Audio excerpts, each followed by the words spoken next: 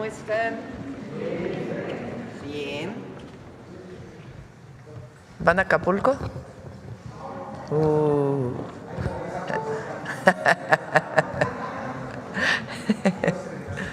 Hay austeridad republicana. Bueno, el día de hoy es el Día Internacional, se conmemora el Día Internacional de los Derechos Humanos y además es martes de salud. Entonces vamos a tocar los dos temas de manera breve. Primero hablaría nuestra secretaria de Gobernación, Rosa Isela Rodríguez, y después Arturo Medina con un breve informe. Después hablaría Adelfo Regino, que es el director del Instituto Nacional de Pueblos Indígenas, que vienen varios compañeros acompañándonos, porque el día de hoy vamos a publicar la reforma al artículo segundo constitucional en varias lenguas, celebrando este Día Internacional de los Derechos Humanos. Y después vamos a salud, muy brevemente.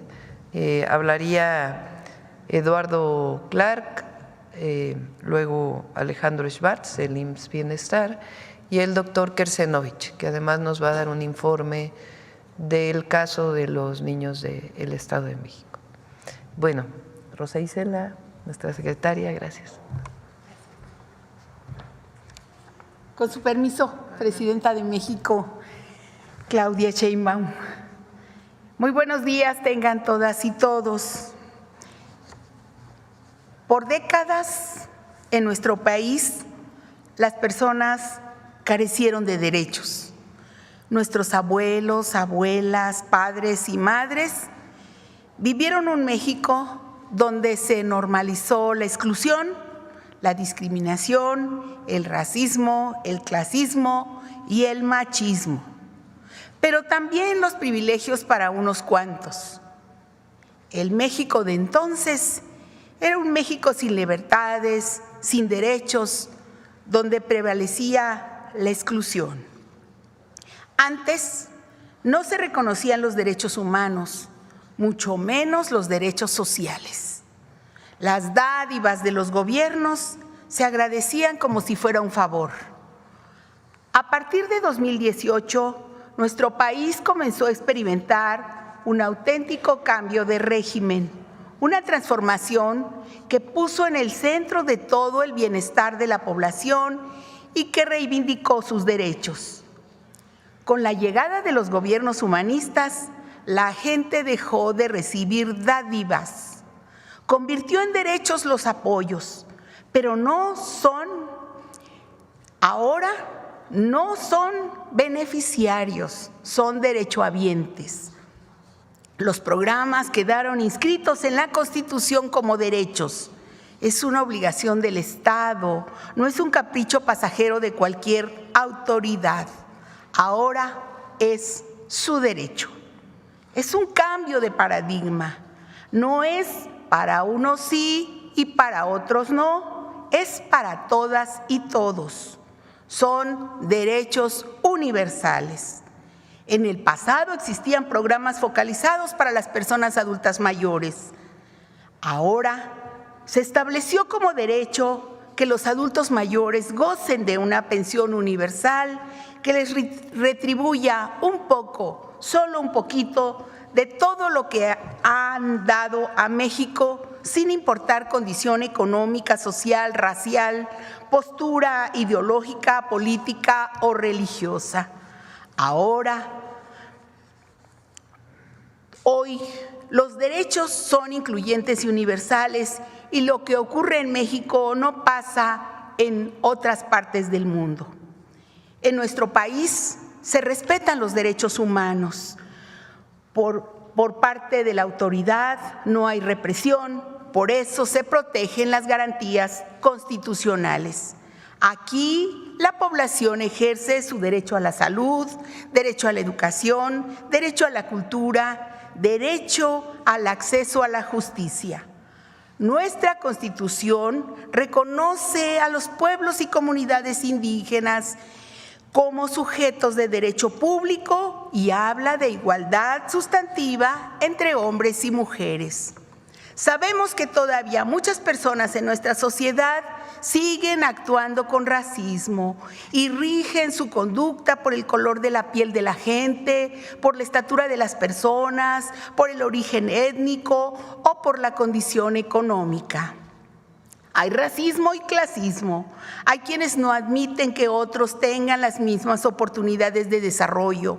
Contra esas prácticas hay que seguir luchando como sociedad y gobierno.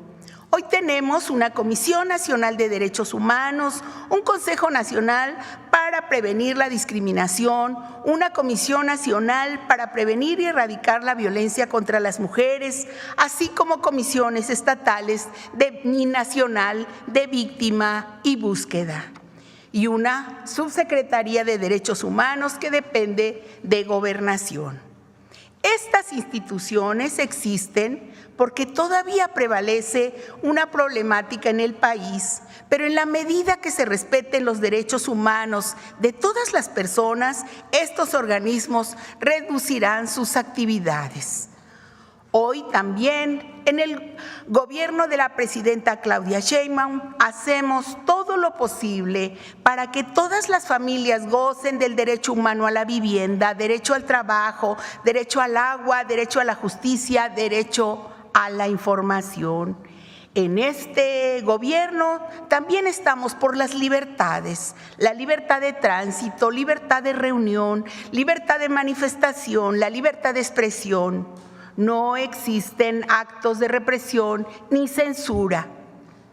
Los periodistas pueden ejercer con libertad su actividad.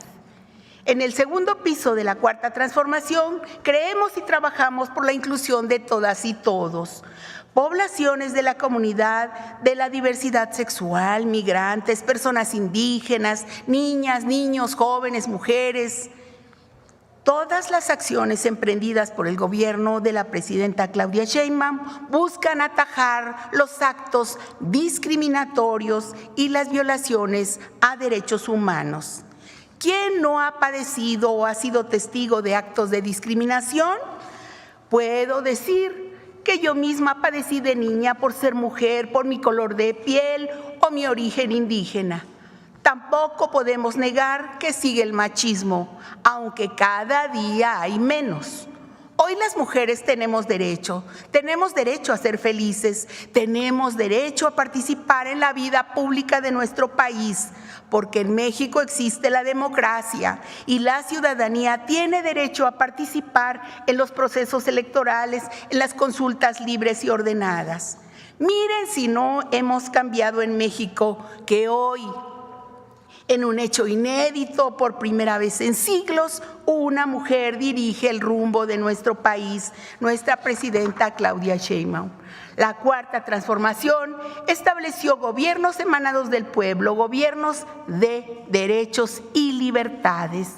Y en la conmemoración del Día Internacional de los Derechos Humanos, queremos recordar que el ejercicio de derechos es esencial para conformar una sociedad con más justicia e igualdad entre hombres y mujeres, donde prevalezca la paz. Tenemos el reto, todas y todos, como sociedad, de construir un México más igualitario y justo, y eso solo será posible si hay respeto a los derechos humanos.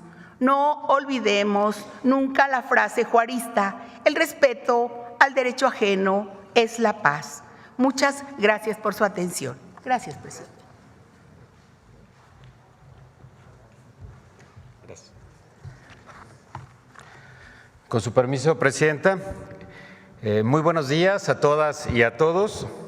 Hoy es una fecha para reflexionar sobre los derechos humanos, el camino que recorremos y los retos por delante. La promoción de los derechos humanos es tan importante para este gobierno que la presidenta, en la primera conferencia del pueblo, ofreció una disculpa pública por los lamentables hechos ocurridos el 2 de octubre de 1968, marcando así un compromiso con la memoria, la justicia y la dignidad. Sobre este tema, decirles también que dialogamos permanentemente con los liderazgos y colectivos que fueron perseguidos durante el oscuro periodo de la Guerra Sucia, de la mano de la Fiscalía General de la República y la Comisión Nacional de los Derechos Humanos. Trabajamos en la búsqueda de la verdad y sanción a los responsables. Por ejemplo, recientemente la Fiscalía Especializada en Derechos Humanos de la FGR realizó la traslación de tipos penales con el objetivo de evitar la prescripción de estos terribles hechos y reconocerlos como crímenes de lesa humanidad. En materia migratoria, atendemos las causas desde un enfoque humanista. En lo que va de este año, se rescataron a poco más de 900,000 personas migrantes y se otorgaron 3,457 visas humanitarias. En materia de cooperación internacional, de la mano del Alto Comisionado de las Naciones Unidas para los Refugiados y de la Organización Internacional para las Migraciones, hoy se construye un centro multipropósito en Tapachula, Chiapas. Este centro busca atender de manera digna a las personas migrantes en el sur del país. En materia de desaparición de personas, se implementa una estrategia bajo el principio de búsqueda humanizada, cuyo propósito es que todas las personas desaparecidas y no localizadas tengan el derecho a ser buscadas, localizadas y puedan volver con su familia o con sus seres queridos.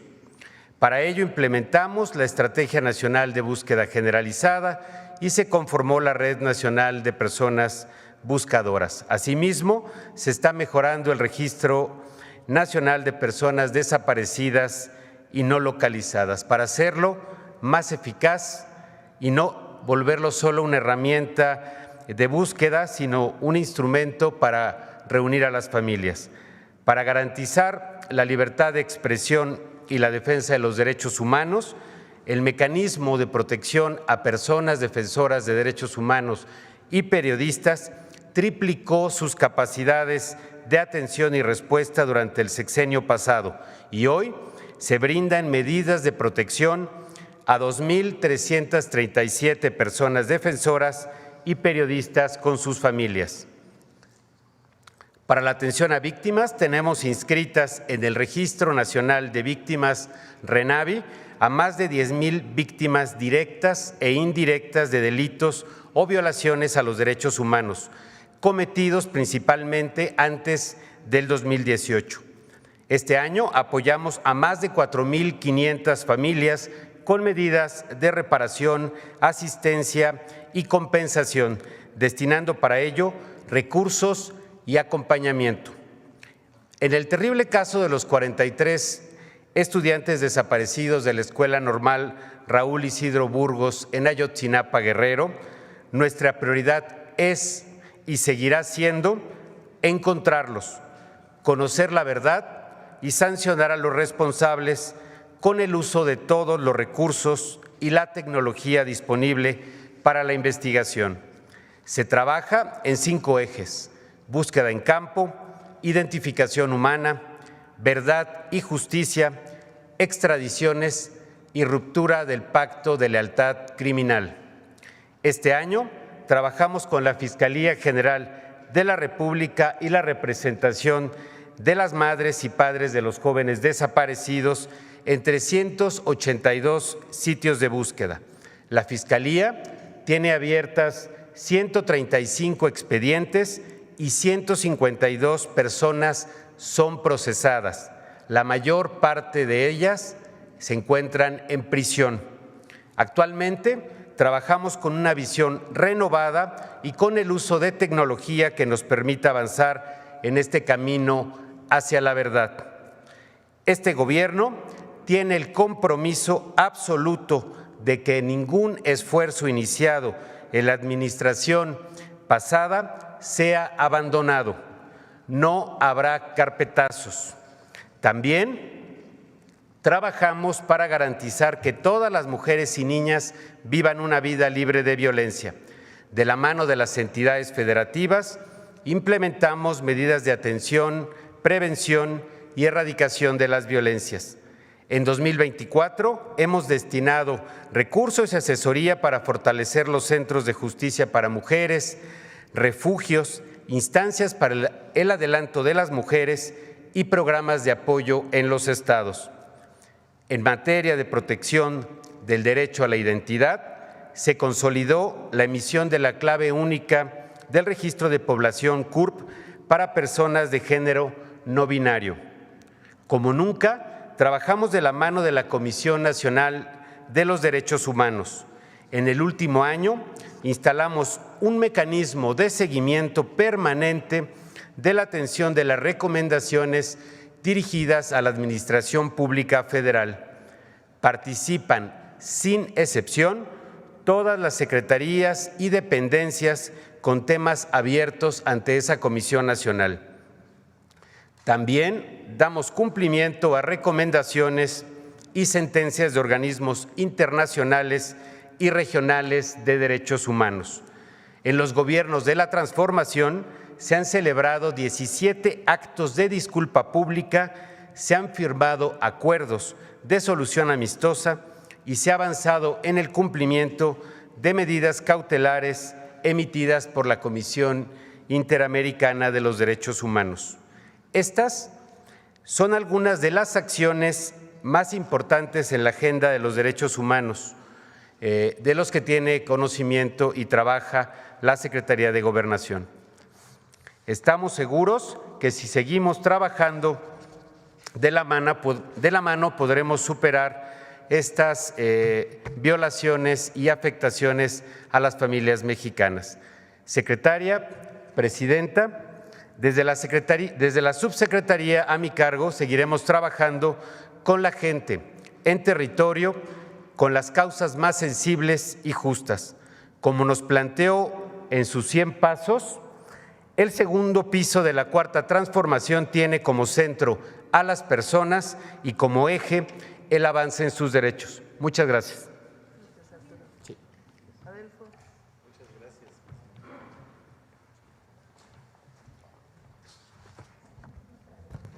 Sí, con su permiso, estimada presidenta, Dios maguepe Guctejkech, muy buenos días, hermanas y hermanos.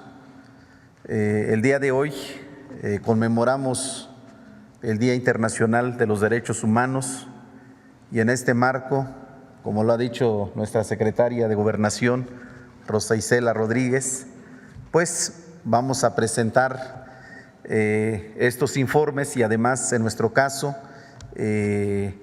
la traducción a las lenguas indígenas que se ha hecho de la reforma constitucional sobre los derechos de los pueblos indígenas y afromexicanos y también la firma del decreto por el que se crea la Comisión Presidencial de Planes de Justicia y Desarrollo Regional de nuestros pueblos y de nuestras comunidades. Y en este sentido, pues yo quisiera anunciarle, Presidenta, como nos lo ha instruido, que hemos logrado la traducción de 64 variantes lingüísticas correspondientes a 57 lenguas indígenas o agrupaciones lingüísticas de 58 pueblos originarios. Ese es lo que hemos logrado en la traducción de esta reforma constitucional. Voy a dar lectura de estas lenguas indígenas a los cuales se ha traducido la norma constitucional. Es el acateco, el amuzgo, el cora o nayeri, el cucapá, el cuicateco, el chatino, el chinanteco, el chocholteco, el chontal de Oaxaca, el chontal de Tabasco o Yocotán, el chu, el chol, el guarijillo o macurahue, el icotz, el izcateco, el ixil, el quiligua, el cumiay, el cual, quiché, lacandón, mam, matlacinca, maya o mayatán, mayo, mazahua, mazateco, náhuatl, mije, mixteco o tunzabi, otomí, paipay, pame, Pápago, Pima, Popoloca, Popoluca de la Sierra, Popoluca de Olutla, Purépecha, Canjobal, Quechí, Tarahumara o Rarámuri, Seri, Tepehua, Tepehuano del Norte, Tepehuano del Sur o Odam, Tojolabal, Totonaco, Tlahuica, Tlapaneco, Omepá, Triqui, Celtal, Tzotzil, Huirrárica, Yaqui, Zapoteco y Zoque. Estos son las 57 lenguas indígenas a los cuales se ha traducido esta reforma constitucional. En la siguiente presentación podemos ver el mapa, ahí se ve cómo se ha traducido esta lengua desde los yumanos, en Baja California, Sonora, Chihuahua, el centro occidente, el centro de nuestro país, el sur, sureste y la península de Yucatán. Yo quiero agradecerle a la Universidad de las Lenguas Indígenas de México. Presidenta, nos acompaña una comisión de las traductoras y traductores. Muchas gracias por este esfuerzo que se ha realizado. Y también quiero agradecer al Instituto Nacional de Lenguas Indígenas, cuya directora, Alma Rosa Espíndola, nos acompaña en esta reunión. Y tenemos pendiente, Presidenta, 11 lenguas. Hemos hecho un esfuerzo muy importante, sin embargo, nos hace falta fortalecer el trabajo en otras 11 lenguas indígenas, que es el ahuacateco, el ayapaneco, el chichimeco, el huasteco, el jacalteco, el cachiquel, el quicapú, el catoc, sayulteco, teco y texistepequeño. Este es pues el trabajo que tenemos pendiente en los próximos días para que podamos completar las 68 lenguas indígenas que se hablan a lo largo y ancho del territorio nacional.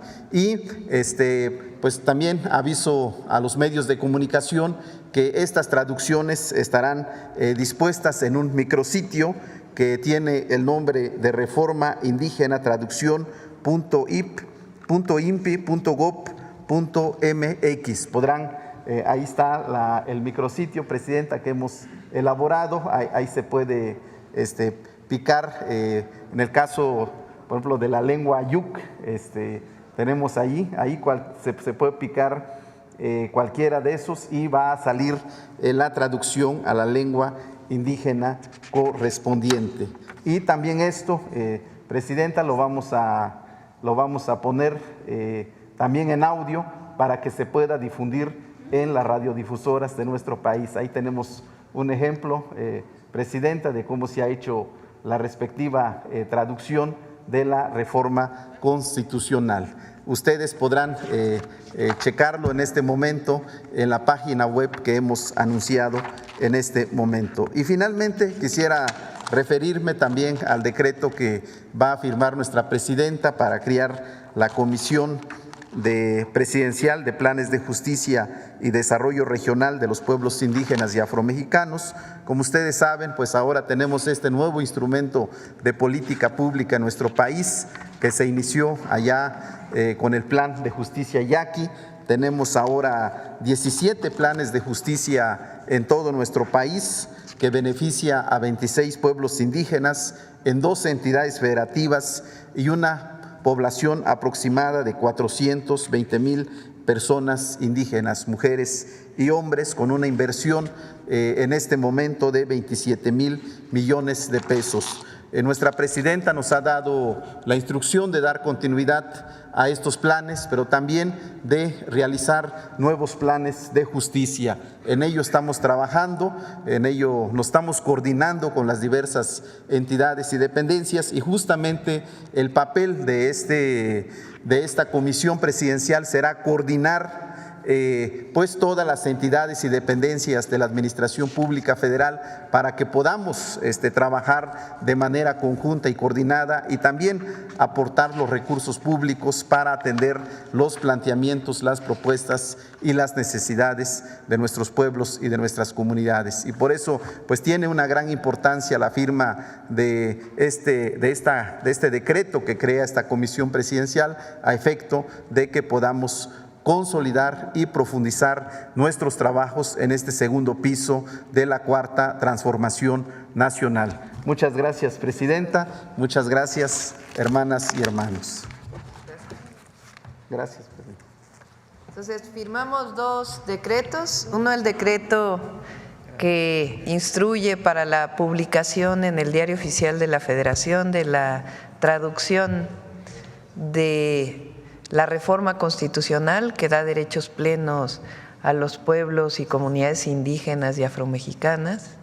Y por otro lado, el decreto de creación de la Comisión Presidencial para el seguimiento y la atención de los planes de justicia de los pueblos indígenas y afromexicanos. Entonces, acompáñenme, Rosa Isela. Acompáñenme, compañeros, acá.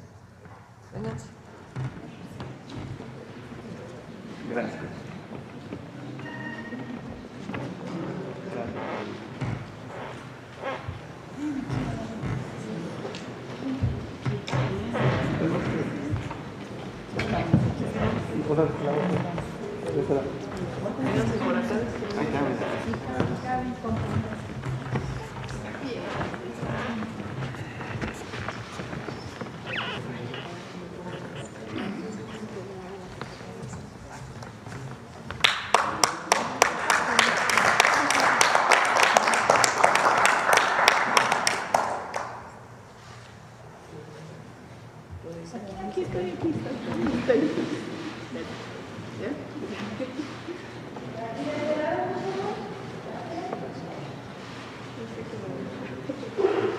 Muchas gracias. Muchas gracias.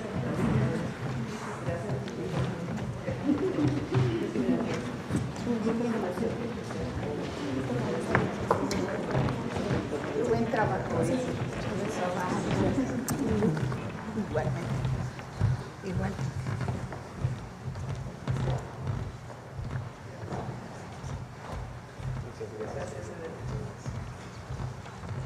Bueno, ahora sí pasamos a Secretaría de Salud. ¿Quién presenta primero? Eduardo. Presidenta, con su permiso, muy buenos días a todos. Es un gusto poder acompañarlos. Si me apoyan con la presentación, por favor.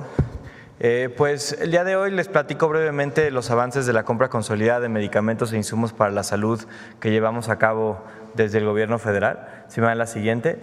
Nada más para recordarles, esta es una compra que involucra a 27 instituciones. Es la compra más grande que hemos tenido desde el Gobierno federal. Estas son las 27 instituciones. Representan casi 5,000 millones de piezas a entregarse durante el 2025 y 2026. Siguiente, por favor. ¿Qué es lo que hemos venido haciendo en las últimas 2 semanas desde la última vez que les platicamos en este mismo espacio los avances? En primer lugar, ya les habíamos adelantado, nos reunimos con prácticamente toda la industria, tanto nacional como internacional. Fueron más de 63 reuniones en las que nos acompañó no solo la Secretaría de la Función Pública, pero una buena parte de las instituciones del sector salud, para garantizar que los proveedores y la industria farmacéutica en general podía proveer lo que estábamos pidiendo, es decir, anticipar que lo que íbamos a solicitar eran capaces de proveer en tiempo y forma para lograr el abasto pleno para que cualquier mexicano o mexicana que llegara a una institución pública pudiera recibir los medicamentos. Pero desde entonces, posterior a esas reuniones, llevamos un proceso para la adjudicación de los medicamentos de alto costo, que son aquellos que se conocen como fuente única y patente, es decir, los proporcionados por la industria normalmente internacional, las grandes compañías farmacéuticas. Llevamos hasta ahora 27 mesas de negociación que representan cerca del 53% del costo total de la compra. Es decir, ya solo con 27 empresas con las que hemos negociado a través de los productos de alto valor, ya estamos hablando de más o menos la mitad del costo total de los siguientes años. Además, cuando iniciamos este proceso hace 2 semanas, también comenzamos un cambio normativo para permitir el reconocimiento de productos importados de agencias de calidad mundial e internacional para que se fomente la participación de la industria internacional y garantice los mejores precios y condiciones de abasto al Estado mexicano. Esto vale la pena recalcarlo, involucra agencias del nivel de la FDA, que es la Agencia Regulatoria Norteamericana, la EMA, que es la Agencia de Medicamentos Europea, y agencias de países como Canadá, Japón, Singapur, entre otros, que son los mayores estándares de calidad en el mundo. En todo este proceso nos ha acompañado la Secretaría de la Función Pública.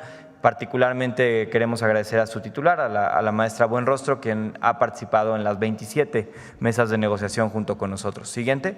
Y para darles algunos resultados, es lo que les queríamos compartir hoy, es un poco lo que les voy a platicar.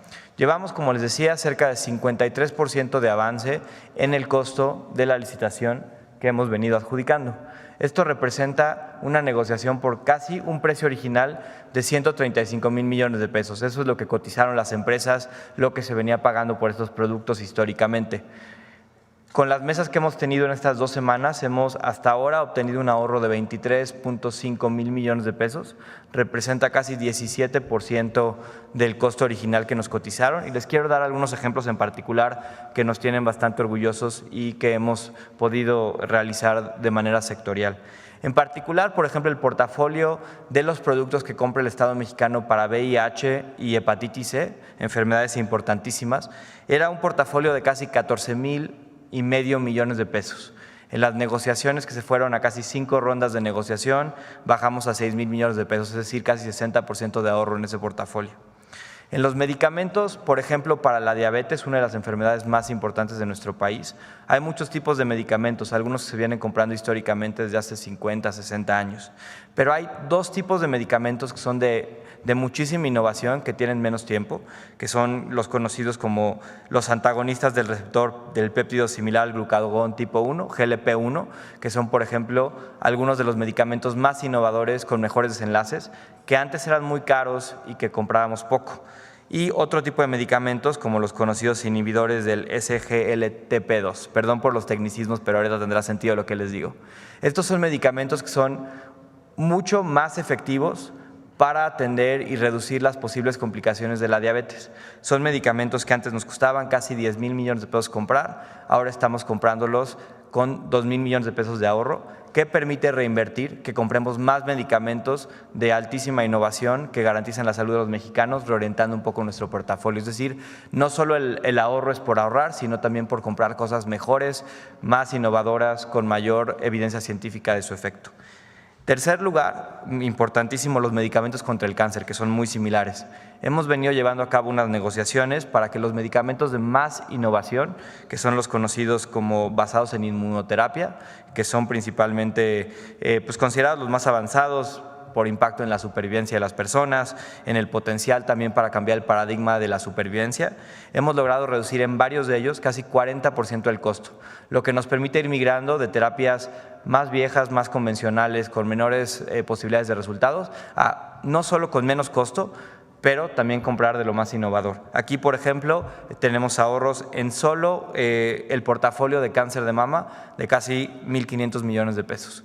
Es decir, hemos venido negociando con las mejores condiciones de transparencia, que es lo que nos ha permitido poner a competir a la industria farmacéutica, que cambie un poco el paradigma de cómo ha sido históricamente la negociación con esta industria, no solo en el país, tal vez hace una década, donde básicamente era venir a escuchar lo que ellos decían y aceptar. Desde hace 6 años se cambió el modelo, lo que hemos tratado como Estado mexicano es de poner el poder de negociación de nuestro lado y por eso hemos generado grupos terapéuticos de expertos que nos han permitido saber por dónde atacar al sector farmacéutico para obtener los mejores beneficios para todos los mexicanos. Y por eso este proceso continuará. Esperamos terminar estas mesas de fuente única y patente que representan 70% del costo, es decir, todavía nos falta como un 17% en la siguiente semana. Y si me dan la siguiente, les platico cómo va el resto de la compra que va por licitación, es decir, donde sí estamos promoviendo la competencia particularmente en genéricos. Estos son todos los hitos que hemos venido logrando desde el 25 de octubre, desde el cálculo de la demanda, la integración de los anexos técnicos, la planeación de todo el proceso. Pero ya, aunque nos atrasamos una semana, eso es verdad, y ahorita les platico por qué, el día de mañana sale ya la convocatoria pública para la licitación de genéricos, que esperamos pueda tener sus primeros fallos a partir del 25 de diciembre. Bueno, el 26, el 25 ahí se me fue. Aunque bueno, vale la pena decir que en Birmex y en la Secretaría de Salud mandamos un acuerdo para que el resto del año todos los días sean días hábiles, para que nos permita sacar esto en mejores tiempos. Pero, pues, no hay de otra. Pero un saludo a nuestros compañeros de Birmex, son los que más sufren. En ese sentido, esperamos para finales del año tener muy buenas noticias. Yo estoy muy contento del equipo que hemos formado, de la confianza que nos ha dado la presidenta para armar este equipo multisectorial. La verdad es que toda la industria también ha mostrado muy buena voluntad para bajarse de precios, para darnos condiciones de abasto, y también agradecer la disposición, particularmente a la industria mexicana, que esperamos tenga una muy amplia participación. Sería eso de mi parte, presidenta, y muchísimas gracias. Perdón. Sí. Básicamente lo que decidimos hacer es abrir la licitación que les mencionamos hace 2 semanas. Era una licitación que se conoce como internacional bajo cobertura de tratados, que permitía que participara industria mexicana, pero también industria de países con los que teníamos tratados de libre comercio. Pensábamos hacer primero esa licitación y lo que quedara sin una proveeduría adecuada, hacerle una licitación internacional 100% abierta. Optamos, derivado de los resultados de la investigación de mercado, por modificar un poco nuestros procesos, nos atrasó un poco en términos administrativos, para que la licitación que salga mañana sea una licitación internacional 100% abierta, que permita particularmente la participación de genéricos internacionales de altísimo nivel de calidad. ¿A qué me refiero? Ese acuerdo que les mencionaba, que permite que productos que tengan aprobación de agencias regulatorias nivel 4, son muy pocas y son las de mayor reconocimiento mundial, puedan participar. Eso ha hecho que ciertos proveedores de genéricos, particularmente internacionales, puedan participar desde la primera ronda, metiendo mayor presión a los precios a la baja para beneficio de todos. Y por esa modificación normativa nos tardamos un poquito más en lo que salía todo el proceso que eso involucra en términos jurídicos y administrativos. Sería por eso, y perdón por que se me olvidó decirlo. Gracias. Alejandro.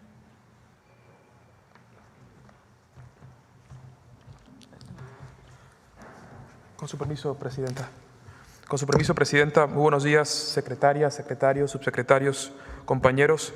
Es un gusto estar de regreso en este ejercicio de diálogo circular para presentar algunos cambios recientes que hemos implementado en el IMSS Bienestar por instrucción de la presidenta. Hoy presentaremos la Oficina Única de Atención a Proveedores, que consiste en establecer un único punto de contacto entre los proveedores, un mecanismo exclusivo de contacto también entre los proveedores y el IMSS Bienestar. Con esta estrategia vamos a simplificar y transparentar nuestros procesos administrativos. Siguiente, por favor. Una institución que está naciendo como el IMSS Bienestar debe de reflejar desde sus inicios los principios que la rigen. La Oficina Única de Atención a Proveedores es una demostración explícita de nuestro compromiso con la transparencia y la eficacia administrativa. La idea sería establecer un mecanismo eficiente de gestión administrativa y financiera sin conflicto de interés. Desde aquí le informamos a toda la ciudadanía que ningún funcionario público o persona supuestamente vinculada a esta institución, ninguna empresa gestora puede influir en ganar un contrato o en adelantar o gestionar un pago. Por favor, no nos dejemos engañar. Siguiente, por favor. Como recordarán, la operación del IMSS Bienestar en 23 estados incluye la operación y administración de más de 10,000 unidades médicas. Aquí resalta incluso más de 800 hospitales entre segundo y tercer nivel. Cada punto de este mapa representa una unidad médica y cada unidad médica tiene necesidades que atender, lo que implica realizar contrataciones. Nuestra misión es llevar limpieza, seguridad, trabajo de conservación, mantenimiento, equipamiento e infraestructura a cada rincón de nuestro país. Este es el reto al cual nos enfrentamos cuando asumimos la construcción de construir un solo sistema de salud. Este mapa es importante porque refleja la complejidad de construir una de las redes de servicios públicos de salud más grandes del mundo, que además de ser muy importante en su número, es muy relevante por la enorme dispersión territorial que enfrentamos. Siguiente, por favor. Cada uno de nuestros hospitales, y así los consideramos, son plantas multiproceso. Cada hospital es también un restaurante porque tenemos que preparar alimentos para nuestros pacientes. Es también un hotel porque tenemos que dar limpieza, lavandería, ropería a nuestros pacientes. Y por supuesto también es una instancia de seguridad que debemos de resguardar. Como IMSS Bienestar, nuestra prioridad es atender a la población, dar servicios de salud en todos los horarios, todos los días de la semana, a todas las personas y en todos los lugares. Si una de estas partes dejan de operar, interrumpen la atención de la salud de las personas. Para lograr esto, requerimos un esquema de organización a nivel del territorio, priorizando la operación de cada centro de salud y una burocracia minimizada, digitalizada y, por supuesto, eficiente. Siguiente, por favor. Para ello, a partir del 1 de diciembre pusimos en marcha nuestra nueva oficina única de atención a proveedores. Esta estará abierta de lunes a viernes en las oficinas del IMSS Bienestar, así como a través de la extensión 118405 y el correo electrónico. Video, por favor. El IMSS Bienestar ha creado la Oficina Única de Atención a Proveedores. La Oficina Única de Atención a Proveedores garantiza un proceso correcto de compras, pues elimina espacios de corrupción para intermediarios y falsos gestores. Con esta acción combatimos prácticas fraudulentas y a aquellos que utilizan el nombre de nuestra institución para engañar a las empresas. Por eso, reorganizamos los esquemas de atención a proveedores de insumos, servicios e infraestructura. Esta optimización administrativa dará seguimiento a pagos comprometidos o en proceso y brindará certidumbre a quienes obtienen nuevos contratos públicos y cumplen con las condiciones establecidas. Y lo más importante, esta nueva oficina permitirá un manejo eficiente y transparente de los fondos asignados a la institución. Sin corrupción, garantizamos el abastecimiento correcto y completo para las más de 12,000 unidades de salud del IMSS Bienestar. Construyendo un servicio de salud más justo y de calidad para todas las personas en todos los lugares. IMSS Bienestar, servicios públicos de salud. Como pueden ver, esta oficina es también una convocatoria para todos los proveedores. Por favor, trabajemos juntos por la salud con honestidad y transparencia y combatiendo la corrupción. La continuidad de servicios públicos de salud es nuestra prioridad por la salud de todas las personas en todos los lugares. Muchas gracias.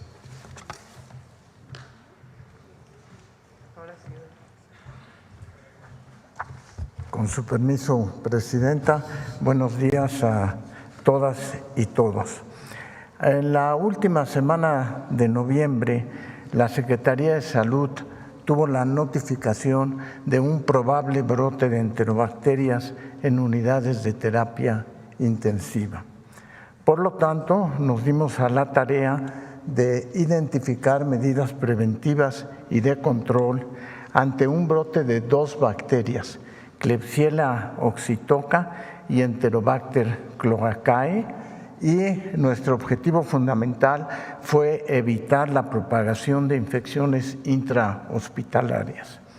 Las características generales de estas 2 bacterias es que son bacterias que tenemos todos en nuestro organismo y que se llaman bacterias oportunistas, que están asociadas, entre otras causas, a infecciones intrahospitalarias y que tienen como característica el que son resistentes a muchos antibióticos. Los principales factores de riesgo que identificamos para poder tener este tipo de brotes son prematurez y bajo peso al nacer por un sistema inmunológico inmaduro, el uso de dispositivos médicos invasivos como catéteres centrales y ventilación mecánica, la alimentación parenteral, que es un ambiente ideal para el crecimiento de bacterias debido a su composición rica en azúcares, aminoácidos y grasas, y además se tiene que dar a través de catéteres centrales o periféricos que constituye una vía directa de acceso para las bacterias. Además, las personas que reciben este tipo de alimentación frecuentemente tienen un uso extensivo de antibióticos que promueve cepas resistentes. Y finalmente, la inmunosupresión, que son los neonatos con una condición de salud que afecta la inmunidad. Fue necesario primero confirmar el brote. Se notificó a la Dirección General de Epidemiología y a COFEPRIS el 28 de noviembre y nos dimos entonces a la tarea de investigar la posibilidad de que este fuera un brote real. Se practicaron cultivos microbiológicos en muestras clínicas, en pacientes y en el ambiente, y se identificaron patrones de resistencia a los antibióticos. La manera de identificar la resistencia a los antibióticos es con una prueba que se llama beta-lactamasa, BLE positiva, la conocemos nosotros en el ambiente médico, que es una enzima que inactiva precisamente a los antibióticos. Yo quisiera presentarles la investigación que hemos hecho en la línea de tiempo. El día 22 de noviembre, la Unidad de Vigilancia Epidemiológica del Estado de México notificó a la Dirección General de Epidemiología de un posible brote de infección en el torrente sanguíneo, probablemente relacionado con la contaminación de soluciones de nutrición parenteral. Todos ellos, los primeros casos que tuvimos, 20, comparten como factor común la administración de la nutrición parenteral total. Como medida de protección se suspendió la administración de nutrición parenteral desde ese día. El día 27 se tuvieron los primeros resultados de cultivos que se comunicaron a la Dirección General de Epidemiología los resultados y todos mostraban Klebsiella oxytoca B positivos. La empresa responsable de suministro de las nutriciones parenterales es Productos Hospitalarios SADCB y pudimos aislar los lotes de la nutrición parenteral para su investigación. Como decía, el germen fue Klebsiella oxitosa B positiva y la notificación oficial se hizo a la Red Hospitalaria de Vigilancia Epidemiológica el día 28 de noviembre para poder dar seguimiento y tratar de contener el brote. En ese momento se notificaron los casos y una defunción asociada a la infección del torrente sanguíneo, integrándose 4 unidades hospitalarias en el Estado de México con casos similares en comportamiento clínico y con aislamiento de microorganismos que mostraban además las mismas resistencias a los antibióticos. Al día siguiente, la Dirección General de Epidemiología y COFEPRIS instalaron un comando operativo en el sitio y se reforzó la búsqueda de casos a través de la Dirección de Epidemiología, dando como resultado, la búsqueda se hizo en todo el país, dando como resultado la detección de otros posibles brotes con características similares al Estado de México, que están todavía en investigación. 9 en Michoacán, de los cuales fallecieron 3, y 6 en Guanajuato, de los cuales falleció 1. Se solicitó información para establecer la probable asociación epidemiológica. Les adelanto que a partir del día 3 no hemos vuelto a tener ningún otro caso de este brote. Con la información de Michoacán y Guanajuato, se observa que las fechas de inicio de los brotes son similares al brote registrado en el Estado de México, con el mismo agente causal, la Klebsiella oxytoca, y el mismo patrón de resistencia.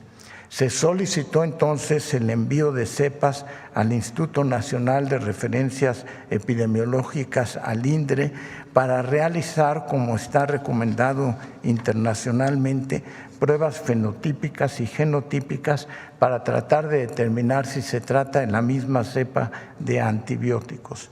Se confirmó que la empresa proveedora de nutrición parenteral era la misma y que vienen de la Central de Mezclas de Toluca. Este hallazgo refuerza la hipótesis de que en algún punto del proceso de elaboración de las soluciones ocurrió una contaminación. Se comunicó y se compartió los datos desde la Dirección General de Epidemiología a COFEPRIS y se emitió una alerta epidemiológica a nivel nacional. El 4 de diciembre se inmovilizó en forma preventiva todas las soluciones de nutrición parenteral preparadas a partir del día 21 de noviembre. La COFEPRIS inició y continúa investigando todo el proceso de producción, dando trazabilidad a la elaboración y transporte para identificar la posible causa y se emitió una alerta sanitaria. Tenemos ya los resultados preliminares del Instituto Nacional de Referencia, más allá de los propios cultivos que había en todos los pacientes. Se identificaron cepas de las cuales fueron aisladas de los pacientes y de los cultivos de las nutriciones parenterales, demostrándose de nuevo la presencia de las 2 enterobacterias. 15 pacientes en el Estado de México tenían Klebsiella oxytoca y fallecieron 13 de ellos, y se encontró en 2 bolsas de nutrición parenteral la misma Klebsiella. Se detectaron 5 aislamientos de Enterobacter cloacae en 3 pacientes y en 2 bolsas de nutrición parenteral. Se hizo además, como está recomendado, un fenotipo de ellos que permitió concluir que todos eran de un fenotipo conocido como fenotipo 2 de la misma clona, y que nos permite entonces saber que es de una misma fuente. Todos presentaron el mismo perfil de sensibilidad y el mismo gen de beta-lactamasa que da la resistencia a los antibióticos. En este momento está la caracterización biomolecular en proceso, tanto en el INDRE como en el Instituto de Genética, para tratar de identificar la cepa genética. Quisiera informar que con la inmovilización preventiva de las soluciones de nutrición parenteral total se detuvo la exposición. No hemos vuelto a tener un caso después del 3 de diciembre.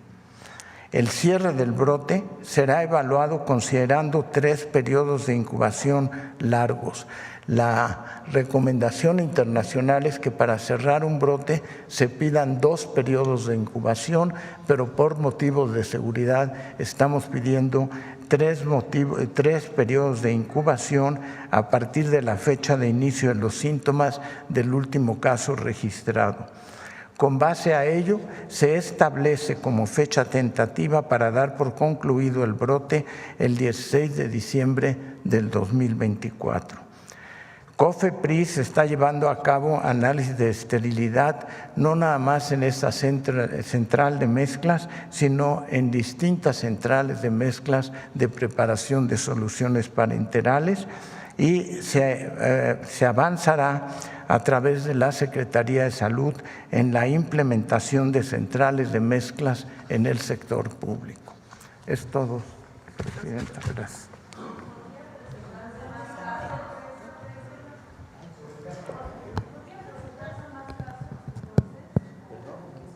Que si se podrían presentar más casos.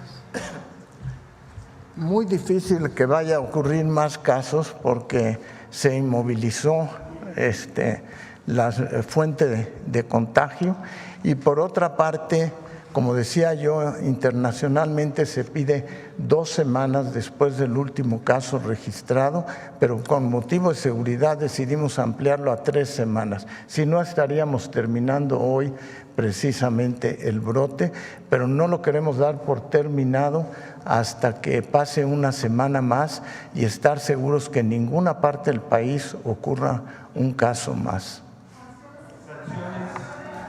¿Sanciones a la empresa? Menciona que se suspendió. Sí, en relación a las sanciones, lo primero que hicimos inmediatamente fue la alerta epidemiológica, pero después hicimos la alerta sanitaria 24 horas después. De esa manera se suspendió inmediatamente la producción y la distribución de la probable fuente que surgieron todos los casos de nutrición parenteral.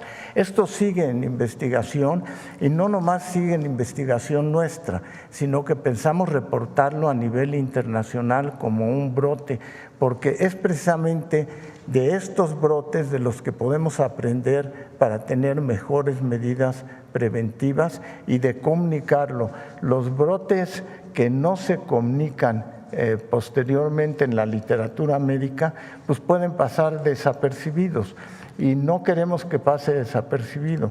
Queremos que esta sea una investigación completa, rigurosa, basada fundamentalmente en las muestras biológicas y ambientales. Por ejemplo, medicamentos que tienen que ver con las quimioterapias, porque esta empresa también fabrica este tipo de medicamentos y se suministra vía intravenosa. Sí. ¿Están haciendo también esta investigación? Sí, se está haciendo también la investigación. Por eso me refería yo precisamente al fenotipo y genotipo, para saber los genes de resistencia bacteriana. La identificación de los genes de resistencia bacteriana es lo que nos da la manera de poder saber si tiene relación o no con alguno de los medicamentos. Y por eso es muy importante también tratar de combatir el uso indiscriminado de antibióticos en la población en general, porque uno de los problemas que estamos viendo cada vez con mayor frecuencia es gérmenes que se vuelven resistentes a antibióticos, que se vuelven de esa manera mucho más agresivas. Y por eso esta investigación incluye no nada más los cultivos, sino el fenotipo y el genotipo, que todavía no tenemos los resultados porque toma un tiempo secuenciarlos. ¿Perdón? ¿Se actualiza también el número de fallecimientos? Sí, este es el número, yo creo, de fallecimientos total de este brote. Por eso no quisimos declarar terminado el brote hasta que cumplan 3 semanas del último diagnóstico. Sí. Sí, y son los únicos sitios en el país, porque la central de mezclas se distribuye a muchas partes del país y por eso tenemos los lotes aislados para hacer la investigación. ¿Cuántos son en total los fallecidos, secretario? Son 13 y 4, 17. 17 niños, desafortunadamente, todos ellos niños prematuros, de bajo peso. Hubo un solo caso de alguien que tuvo 14 años de edad.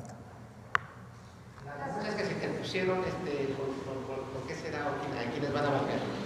¿Perdón? Perdón, es que no sé. Las denuncias que van a interponer, ¿contra quiénes van a ser? Sí. Se están tomando 3 acciones. La primera es administrativa y es de distintos tipos. Tiene que terminarse completa la investigación para poder proceder. Se hicieron medidas preventivas que tienen que ver con lo que mencionó el doctor Kersenovich, que es suspender por lo pronto la producción en este centro de mezclas para este tipo de alimentación, que en realidad es una alimentación que proviene de una empresa. Eso sería, digamos, medidas preventivas. Segundo, las sanciones administrativas, que tienen que venir desde la propia Secretaría de Salud y también va a apoyar ahí la Secretaría Anticorrupción y de Buen Gobierno para la sanción a las empresas, administrativo. El tercero es la inspección de todas las sitios de las centrales de mezcla. Por parte de COFEPRIS. Ayer lo pedí, que se hiciera una inspección muy detallada por parte de COFEPRIS de todas las centrales de mezcla. Y la cuarta es la penal.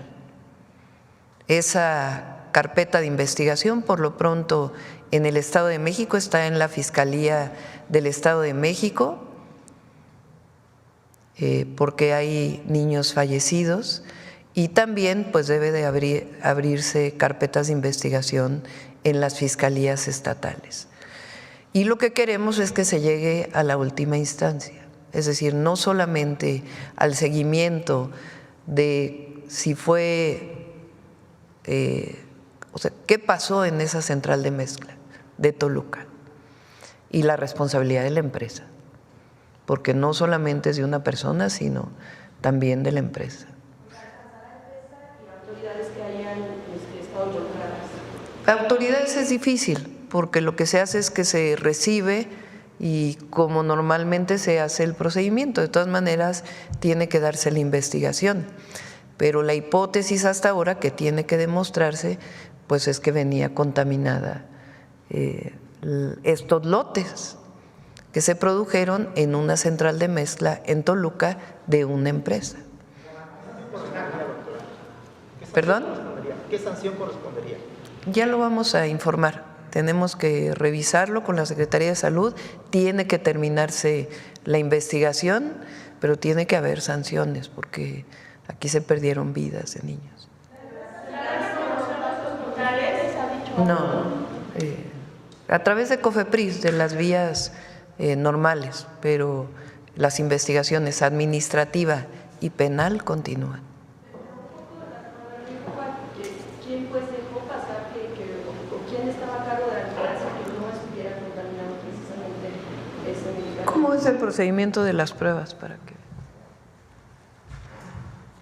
Para que se pueda decir que existe un brote, les recuerdo que la Secretaría de Salud tiene la Dirección de Epidemiología. La